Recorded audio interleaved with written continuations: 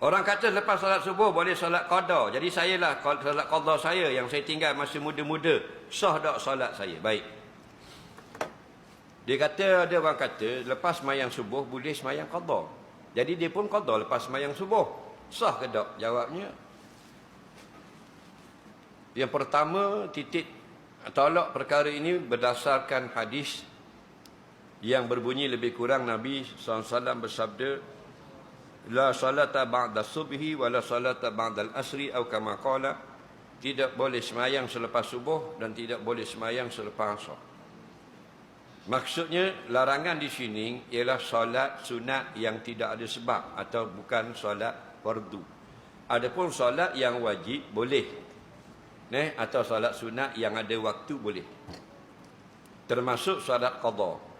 Jadi selepas semayang asar tidak ada semayang sunat lepas asar, tapi siapa nak semayang qada boleh, sama ada qada yang wajib atau qada yang sunat. Faham? Qada sunat ni contoh, lepas semayang asar dia baru teringat tadi tak semayang duha, maka dia baru teringat, maka lepas asar dia semayang duha. Allah, aku semayang sunat duha, qada harus. Okey, begitu juga lepas subuh. Kerana berdalil dengan perbuatan Nabi SAW yang tertinggal semayang sunat zuhur. Tertinggal sunat zuhur. Dan Nabi qada sunat zuhur selepas semayang fardu asar. Itu sunat. Apatah lagi yang wajib. Lagi dibolehkan min babil aula. Okey.